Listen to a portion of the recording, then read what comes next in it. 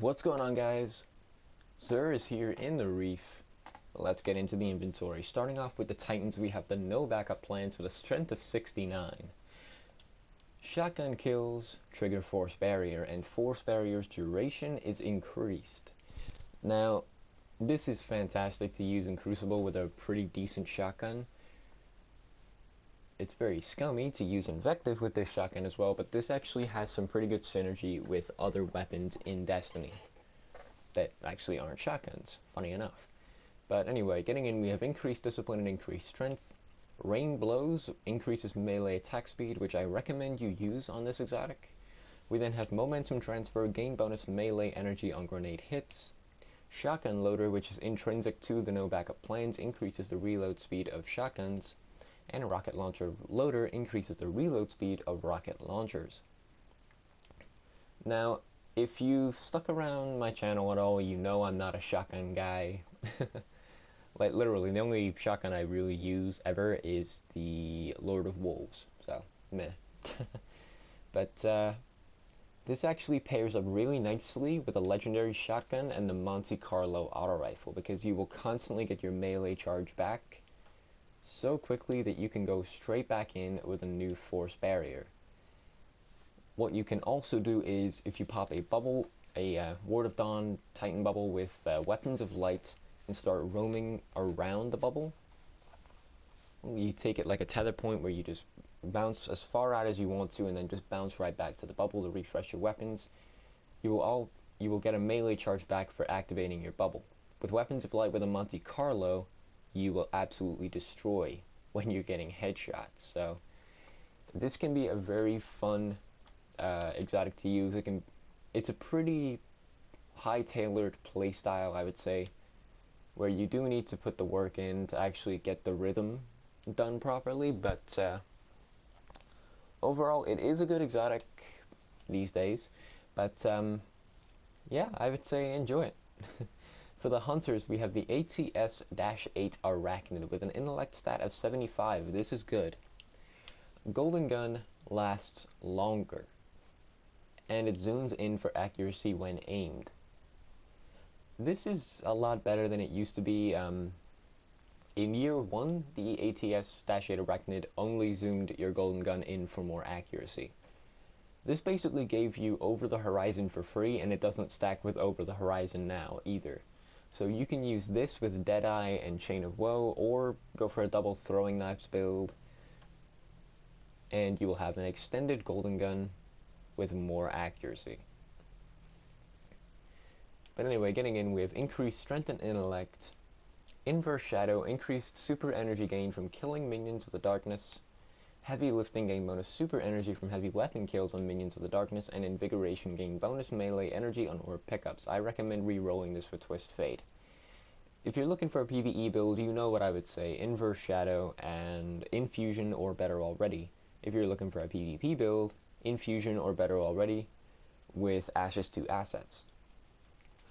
That's just the way it goes. But in terms of this exotic as a whole, it's good, but it's not better than what people would normally use. Like in the Crucible, if I'm on a gunslinger, I would rather use Aclea Fate's Symbiote to get an additional shot. If I'm in PvE, I would rather have Celestial Nighthawk to be able to do very strong damage in one instant, or I'd rather use something like the Bones of Ao to use better control jumps to quickly traverse areas. Anyway, moving on, we have the Starfire Protocol. Discipline 68, Strength 66. Gain an additional Fusion Grenade charge. We have increases Discipline and Strength. We have Special Ammo, carry more ammo for all special weapon types.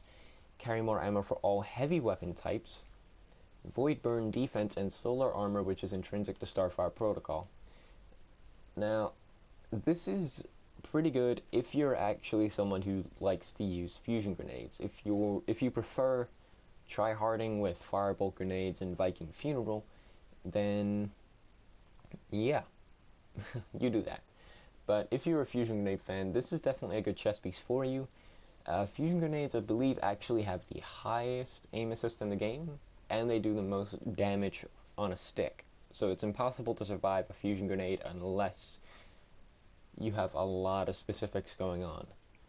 I believe Radiant Skin can survive a fusion grenade with solar burn defense on, but I can't really confirm that at the moment. But overall, this is an okay exotic. That's still not the best. If you want a good Sunsinger exotic, look no further than Heart of the Praxic Fire. If you want a good Warlock exotic in general, I can't help you there. Look no further than Light Beyond Nemesis or Alchemist's Raiment, because it doesn't give you something specific to a class, but it gives you all-round stuff to your class, giving you special ammo, heavy ammo, and lets you pick up Glimmer for picking up primary ammo.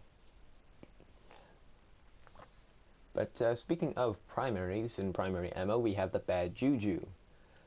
This is a very good pulse rifle. High rate of fire, low impact, good range, good stability, nice snappy reload, and a 27 mag is always good. It starts out intrinsic with full auto. So this is already the makings for a very good pulse rifle. We have smooth ballistics, soft ballistics, and smart drift control. We have hip fire, bonus accuracy while firing from the hip, armor piercing rounds, send it for increased range and accuracy, but at a cost of carried ammo capacity. We have perfect balance for a very good stability boost, and finally, String of Curses. After each kill, this weapon will reload instantly and increase damage for a short time. Kills will help charge your super.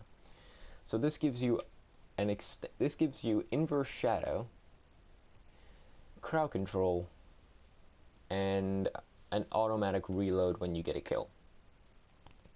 And of course, the kills help charge your super does stack with inverse shadow. It obviously does not stack with just assets, but it does stack with Shine On as well, because they're basically the exact same perk.